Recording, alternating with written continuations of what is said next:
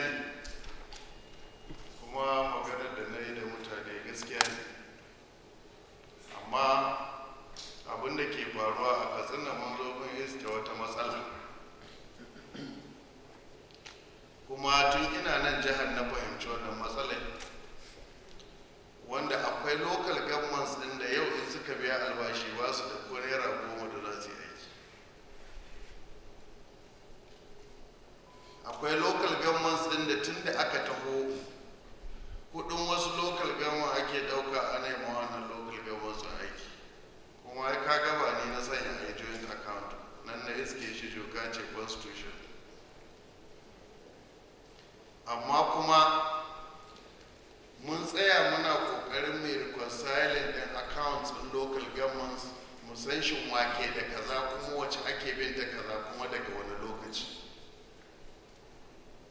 Har ɗauko auditors muka yi, commissioner na finance na ɗauko auditors muka yi su mana auditing din local governments account, kuma har yanzu ba mu kai ga yadda muke son mu same shi ba kafin mu ɗauki matsaya. Na biyu, tun da na zama gwamna a jihar Katsina, ina zaton duk shekarun da aka yi baya ba lokacin da ake ba local governments kudade suna yin aiki irin wannan lokacin da na zama, kuma ka tambayi ƙananan hukumomi. Ko wannan satin da ya wuce mun masa approving na over 10 billion, mun tura musu kudaden su gina primary health centers, functional primary health centers a kowace mazaɓinsu. Kuma shekarun da muka yi tun da muka fara, yana kirkir commissioner nan, tun da muka fara local government muke cewa su rubuto mu ayyukan da suke so, in sun zo mu yi approving mu ba su kudaden su je su execute a nan project, in kuma sun gama su kawo su project. Abin da ke faruwa shine idan ka ce yanzu in kai haka za ka raba wannan abin, to zai kasance a lot of local governments da suka biya albashi ba su iya yin mutane. To kuma wannan arrangement din da ake yi, ni ina da opinion na cewa ba daidai ba ne ka ɗauki kuɗin safana ka ta yi wantuwa da ba ta da kuɗi ka yi mutanen wantuwa aiki, kuma ba daidai ba ne ba ka ɗauki kuɗin mutanen ba a rika je kai su inga inda ba su da kuɗi ka yi masa aiki. Amma kuma su kansu local government chairman din meeting din da muka yi da su sun aminta da cewa wannan zai kawo matsala. Shi yasa ma har da muka yi tunanin cewa to okay, a yi joint project account wanda za a rika sanya ko da 10% ne na kudaden nan, in an anshe su into that account, duk local government su amince su ba da yadda su, wanda local government din da ba su da kudin da za su yi aiki a rika taimaka musu da wa'annan kudaden suna execute, sauran mutane kuma a ba su kudin su je su yi aikin su yadda ya kamata. Amma akwai matsala, yanzu haka kudaden da muke badawa ana yin aikin baka san iyaka yadda muke tsayawa ba, sannan mu tabbatar da cewa aikin ya yi. Akwai haɗari kwarai da gaske na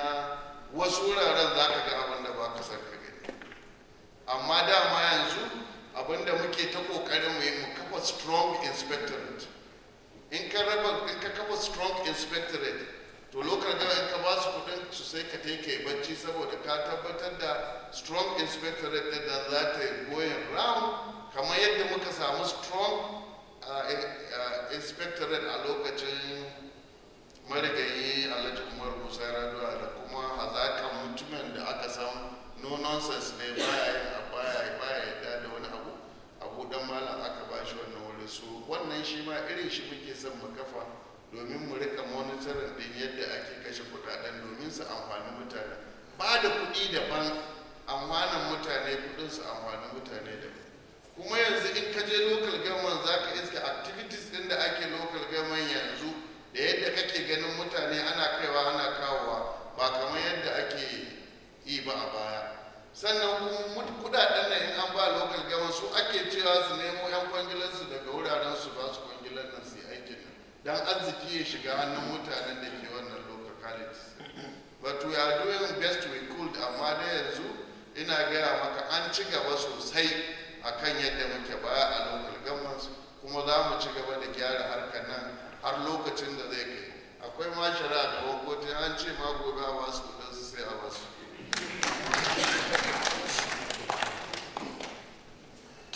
Simon Godi. Now the next one, Mohammed Awal Ibrahim from